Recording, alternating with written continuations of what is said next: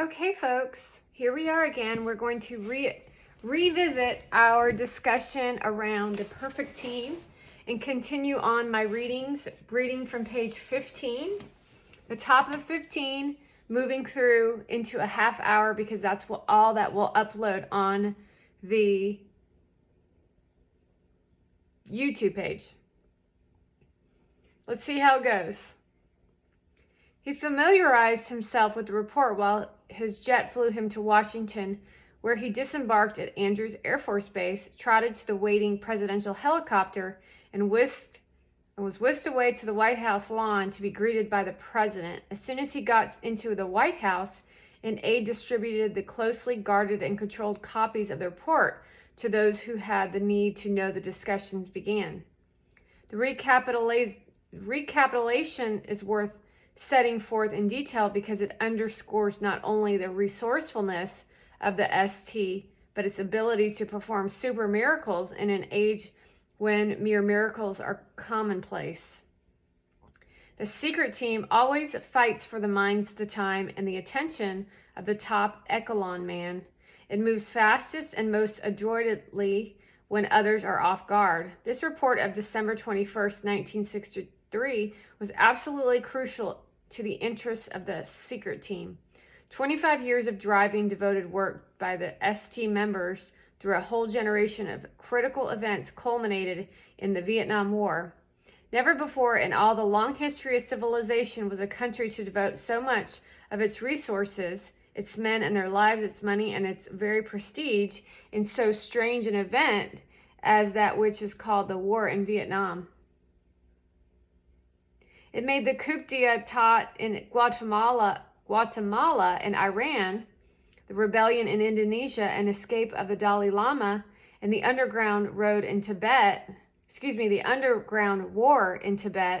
the Bay of Pigs, and the wasting war in Laos all pale before its magnitude.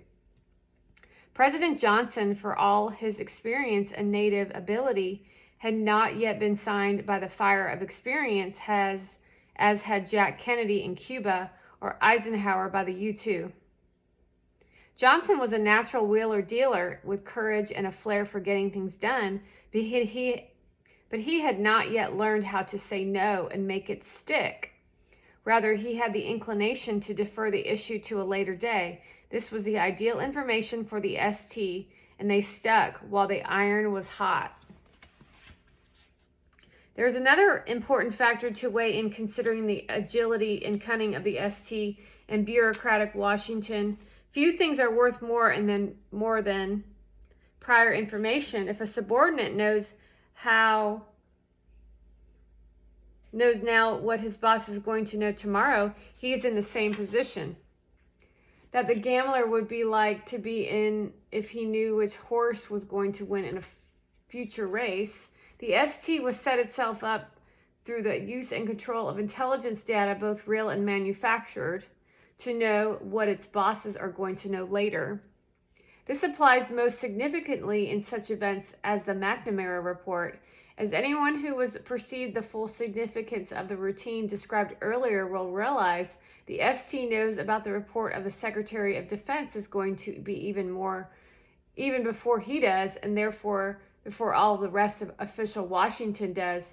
This 24 to 48 hour lead time of critical and most influential knowledge is a most valuable commodity. Many staff who have no real responsibilities in the covert activities of his nation break their backs for a glimpse of what the ST is doing, and for this special privilege, the pay one way or another. At other times, the team will extract from the report, such as has been described, a few paragraphs that will be skillfully leaked to the press and to selected businessmen. Background briefings are held most frequently in some quiet conference room in the new state building, or perhaps in the big executive dining room Allen Dulles had in the old E Street headquarters of the CIA, and there a sub-staff of the ST will pore over the language of a brief item designed especially for Periscope in Newsweek, or perhaps for its old favorite, Joe Alsop. In any event, advanced top-level information is a most valuable and sellable commodity, but nowhere is it more valuable than in the White House itself and in the offices of the Secretary of Defense and of the Director of Central Intelligence, McGeorge Bundy, Mike Forrestal, Joe Califano, Maxwell Taylor, and others always looked good when they could sit down calm and composed with the president and with Rusk and McNamara. Already knowing what was in the reports, these men were poring over page by page. McNamara would give one of the classic fully charted briefings of his trip, utilizing for his purpose the originals of the artwork in his report, and had the president and other cabinet officers hanging on his every word. Words he had been learning and rehearsing while he sped by jet from Honolulu. At the same time, the ST members were secure in their knowledge that had already knew every word that McNamara was going to say, and that they had staff studies and presidential messages already drafted to send to the ambassador and the commanders of Indochina. It may seem strange to readers of the Pentagon Papers to note how often a report from the chairman of the JCS to the Secretary of Defense would be followed the next day by one of the Secretary of Defense to the President, and then almost on the same day by a lengthy message to the ambassador in Saigon. What may seem even more strange is that the reply from the ambassador would follow with all of its detail within 24 hours. This was not a miracle. This was pre-planning by the secret team. The whole thing was done at the same time, and even the reply from the ambassador had been anticipated by a closely guarded message via CIA channels to a CIA man on the embassy staff in Saigon, giving him the language to use for the ambassador's reply almost as soon as the president's wire arrived. The ST seldom left anything to chance, and since they had the means of the Connecticut Yankee in King Arthur's court, they made it a way of life to use it. The Pentagon Papers reveal in the total listing of names of the principal writers of those papers a good compilation of key members of the ST at that time. However, it would be very misleading to accept this list as a complete and meaningful for anything more than this one area of activity. Furthermore, some of the most influential members of the team are not even mentioned in those papers. There were and are many men who are not in government who are prime movers of the secret team activity. Not even in government. Only 1 month after McNamara's report, General Maxwell D. Taylor, the chairman of the JCS, kept the ball rolling with a report to Secretary McNamara.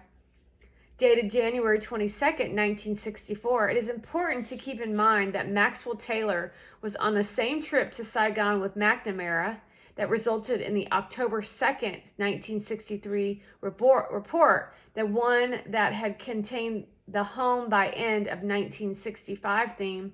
Now, less than 4 months later, he was saying it would be unrealistic to believe that a complete suppression of the insurgency can take place in 1 or even 2 years. And further, the United States must make plain to the enemy our determination to see the Vietnam campaign through to a favorable conclusion. To do this, we must prepare for whatever level of activity may be acquired, and being prepared must then proceed to take actions as necessary to achieve our purposes surely and promptly.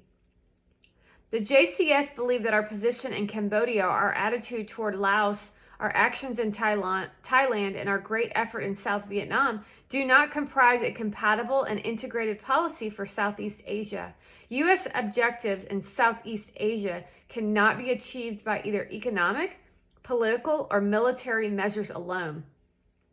All three fields must be integrated into a single broad U.S. program for Southeast Asia. Later, we shall deal in more detail with this new military line, which Taylor was here expounding. But while we are weighing these words, we should note that the U.S. military, more precisely that part that was closely affiliated with the CIA, and by 1964 General Taylor must be considered to be among them, was underscoring here in the United States as well as overseas the new political, social, economic role of the Army. The subject is only inferentially introduced in Taylor's report, but as we shall see later, it had become a dominant theme in a peacetime operations Army procedure of the period. At that same time, it should be noted that Taylor, operating most certainly under the provisions set forth by President Kennedy in his National Security Action Memorandum number 55 of June 1961, is strongly announcing his support of covert actions against North Vietnam. This would have been quite uncharacteristic and unthinking in the Army before this time. It became secret team type doctrine because the team knew all too well that covert operations of sufficient size and volume could be exploited. Like the carbon rods in nuclear reactor to raise or lower the level of radioactivity or to heat up a latent insurgency situation to the level desired, this has been done in Laos for 15 or more years. The policies that have been used in Indochina create and generate more combat than they quench. It had been said that the Vietnamese War is one of recounter, the idea being that if you hit someone, even little, starving, terrorized, and homeless natives, long enough, they will eventually fight back with whatever bits of remaining strength they have. Thus, Taylor's following words take on a certain special significance. And here are those words. It is our JCS conviction that if support of the insurgency from outside South Vietnam in terms of operational direction, personnel, and material were stopped completely, the character of the war in South Vietnam would be substantially and altered. Because of this conviction, we are wholly in favor of executing the covert actions against North Vietnam, which you have recently proposed to the President. These are the covert actions which the group chaired by General Krulak and developed. We believe, however, it would be idle to conclude that these efforts will have decisive effect on the communist determination to support the insurgency, and it is our view that we must therefore be prepared fully to undertake a much higher level of activity, not only for its beneficial tactical effect, but to make plain our resolution both to our friends and our enemies. Following this statement, which, like others, was written by his special staff and by his CIA associates, General Taylor listed 10 activities which he said that the United States must make ready the conduct in Southeast Asia. One of these was to commit U.S. forces as necessary in support of the combat action within South Vietnam. He added, the past few months have disclosed that considerably higher levels of effort are demanded of us if U.S. objectives are to be attained. In the inner chambers of the government, where secret operations are cloaked in sufficient cover story language to keep even the experts a top echelon leader in a state of unreality, nothing ever more closely approached the Emperor's New Clothes syndrome than did the ST's work on Johnson, Rusk, McCone, and McNamara. Townsend Hoops, who spent years in the Pentagon in his awesome environment, wrote in the Washington Post on August 17th, 1971, the altered alignments in the communist world were more clearer in 1964 than in 1960, making it again, in theory, easier for Johnson to take a fresh look. But the abrupt and tragic way in which he had come to the White House, the compulsions of the 1964 presidential campaign, and his own lack of steady compass in foreign affairs. Not to mention the powerful and nearly unanimous views of his inherited advisors, effectively ruled out a basic reappraisal of our national interests in Vietnam. Like each predecessor, Johnson decided, as one analyst put it, that it would be inconvenient for him to lose South Vietnam this year. This is a fine point to add to Mr. Hoop's perceptions. Johnson not only did not make a basic reappraisal of our national interests in Vietnam, but he did not check out the compass to assure himself that the ship of state was on the same course that it had been sailing before it took the helmet office. He never took the time nor made the effort to check out the ST. He just took it for granted that it was on the same course after Kennedy's death as before. This was his first big oversight. The point is subtle, and the change was at each turn slight, but the long-range course was being altered dynamically. Each report he received gave the semblance of normalcy, and each report was a reasonable part of the pattern with which he was somewhat familiar. No one would deny that Lyndon Johnson was not an intimate of Jack Kennedy, and that, especially in matters pertaining to Vietnam, he really did not know the president's mind.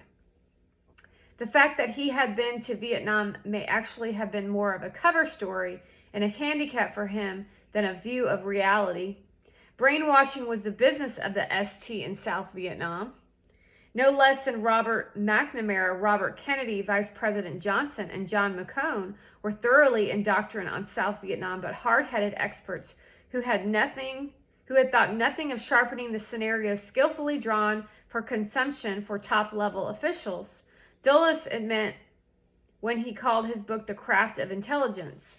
To him and his inner ring of confidence and paramilitary experts, big-time intelligence was craftily managed. As a result, these carefully drawn reports told the president that things were getting much worse in Southeast Asia and that there was a strong possibility of a communist takeover over all of South Asia if South Vietnam and Laos and then Cambodia succumbed to the insurgency which the team said was running rampant there. After the reports and briefings of 1963 and January 1964, it became evident that Johnson was giving way before the pressures of the CIA and the military who were working with the agency. It is essential that the team military be clarified for use throughout this book. Many military men were regularly assigned to the CIA in their primary roles as intelligence experts for their own experience and training and to flesh out areas where the agency can use them. These are legitimate military assignments, and such men are openly identified with the CIA. There's another group of military men who are fully assigned to the agency, meaning their pay and allowances are reimbursed to the parent service by the CIA, but they appear to be with regular military units or other normal assignments so that their assignment to the CIA will not be revealed to those unwittingly of their real task. These men are on cover assignments. Some of them are completely detached from the service for the period of their assignment, although they get promotions and other benefits similar to those of their contemporaries. Then there are other military personnel working with the CIA who are really agencies' employees, but who are permitted to wear the uniform and rank or grade of their reserve or National Guard status. And lastly, there are other CIA personnel who, for special reasons, are permitted to assume the uniform or at least the identity of one of the military services with rank as is necessary, even though they have no real service connection. There are a few of these latter individuals, but they do exist. It is also true that for certain practical purposes, nearly all CIA personnel carry the identification of the Department of Defense or some other government agency in order that they will have simple cover for such things as credit cards and banking accounts so that they will not have to reveal their employment with the CIA. This category is simply a technical expedient and is not intended in the first instance to be used for clandestine purposes. The strong military bias of the agency plays a very important part in the operations of the ST and will be discussed more fully in later chapters. It probably played an impressive role in the winning of President Johnson's mind soon after he took office. He no doubt, as did most others, looked to such men as General Taylor, General Krulak, General Rawson, General Lansdale, General Pierce, General Stilwell, General Dupuy, and many, many others as straight-line military officers. Although without questions they were all military men, they all also had assignments as various types that made them effective CIA operators. By the very nature of their work, they worked with, for, and in support of the CIA. It was their first allegiance. Those mentioned above form but a brief list of the great number of senior officers in this category. After these first reports in December of 1963 and early 1964, The next round of the secret team maneuvers was planned as they worked to upgrade the war. It became time for McNamara to bring things up to date with the White House on March 16, 1964. He made a report to the president.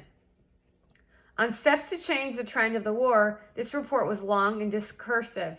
It had been included the line, substantial reductions in the numbers of military training personnel should occur before the end of 1965. Notice how the words were put.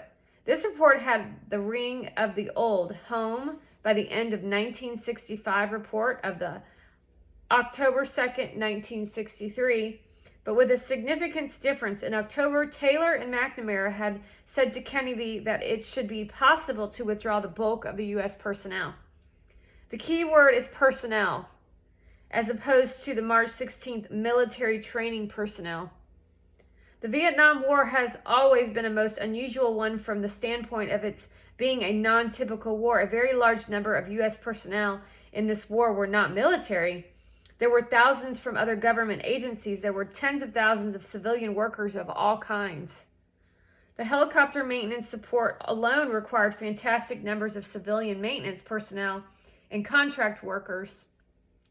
Kennedy knew this, and when he was told that U.S. personnel would be coming home, he knew that meant a comprehensive and meaningful number. However, when McNamara told Johnson that substantial reductions in military training personnel would take place, he was talking about a small slice of the pie.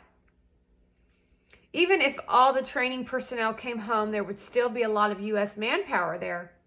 The distinction was meaningful. It was brainwashing and misleading, and intentionally so.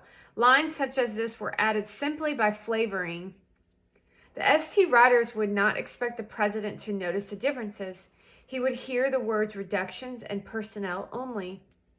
Meanwhile, the ST had a safety valve in their report in the event that they had to account for this report at a later date, something they always planned for, but seldom, if ever, had to do. After all of the words recent history of Indochina involvement and still philosophy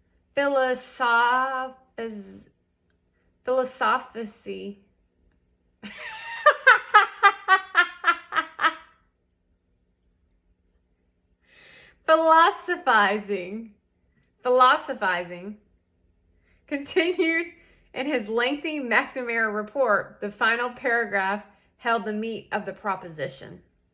To prepare immediately to be in position on 72 hours' notice to initiate the full range of Laotian and Cambodian border control actions beyond those authorized in paragraph 11 above, and the retaliatory actions against North Vietnam, and to be in a position on 30 days' notice to initiate the program of graduated overt military pressures against North Vietnam.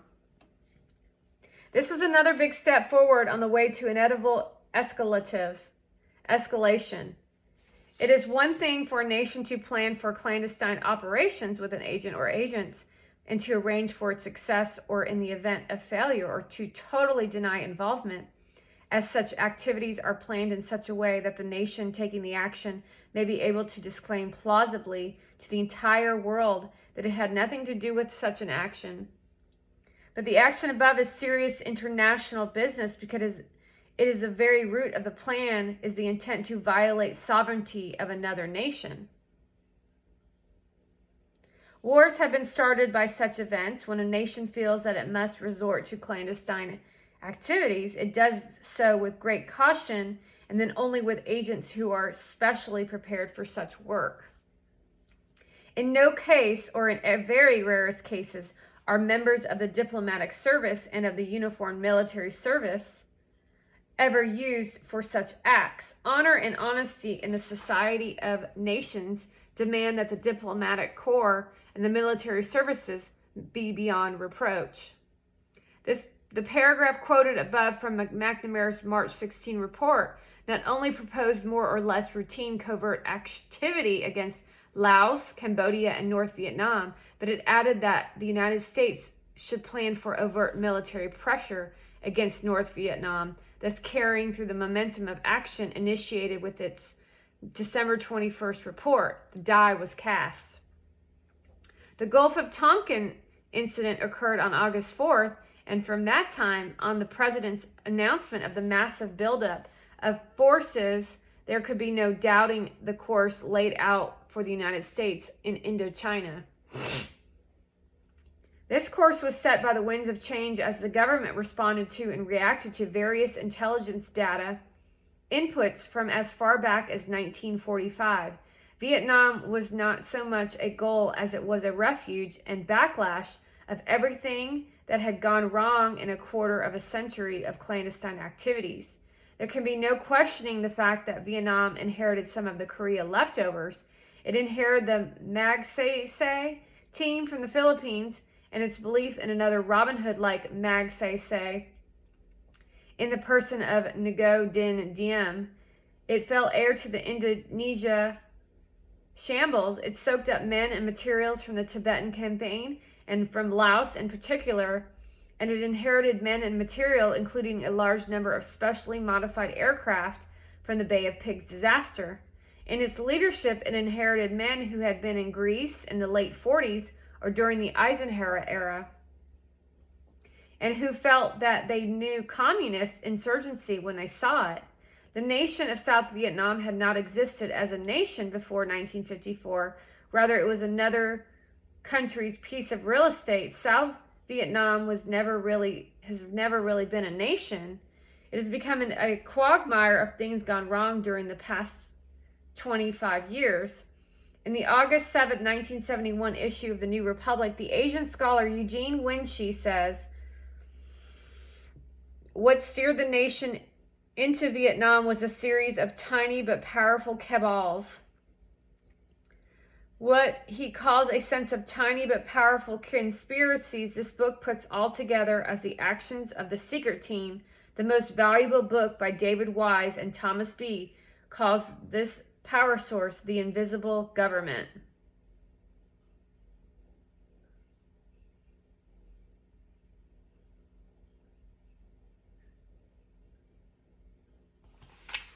And in the chapter on the various intelligence organizations in the United States, they used the term secret elite. The CIA did not begin as a secret team, as a series of tiny but powerful cabals, as the invisible government, or as members of the secret elite. But before long, it became a bit of all of these. President Truman was exactly right when he said that the CIA had been diverted from its original assignment, that this diversion and the things that have happened as a result of it will be the subject of the remainder of this book. But before long, it became a bit of all of these things. President Truman was exactly right when he said that the CIA had been diverted from its original assignment. This diversion and the things that have happened as a result of it will be the subject of the remainder of the book. Telling you that every action causes a reaction, and we're in a reactive place right now, and that we have the secret team, which is now the secret elite, more hidden than we even really know, likely, more toxic and more disgusting than I even know, and everything I've said is true. Everything I said is true. So if you voted for blue, if this is seen in the future by someone, I told you and I forewarned you, the most disturbing government in history, it's being controlled by social media influencers, controlled by the Democratic Party, controlled by the media. Literally a reoccurrence of the past in a more magnified way, utilizing entrepreneurs on the arms of Taliban and other criminal activities. Anywho, that was a lot.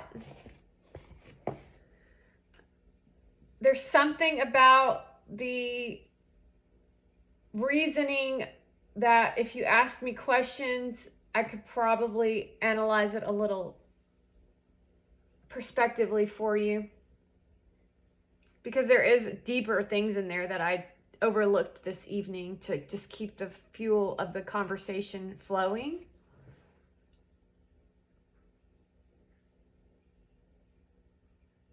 But that was fire. The $20,000 into the drag queen show in Ecuador is your sign. We have poor people like myself who can't even get unemployment. And this Black Lives Matter team is giving $20,000 to white people, telling you that BLM is not just black people.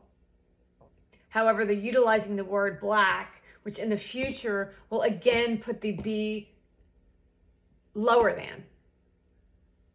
It's like so insanely obvious how they're fighting the fight for the white man still. It's insane. And then they're going to spout off bullcrap on a TV show on MSNBC. It's like bullcrap. Anyways, that's all I have for you this evening on the secret team. I'll probably try to read more. Like, I'll spend more time on this book tomorrow. But I was just having such a good day, like feeling relaxed finally. Because this was an intense discovery for me. This was a just intense discovery for me.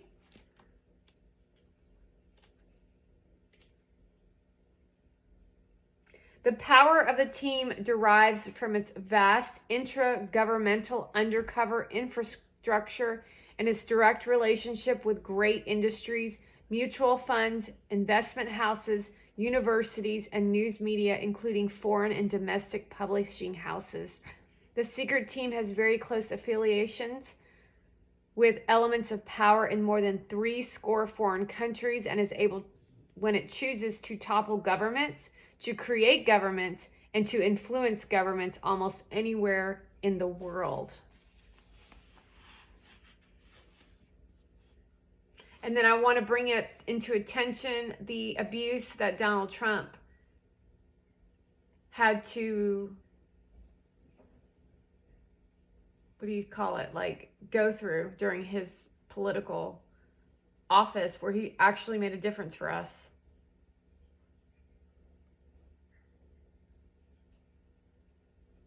And then now there's an episode that's highlighting on YouTube that says PBS Making Black America. It's like bogus bullcrap. How about we just make an America? What in the heck are you even thinking, you psychos? Ugh.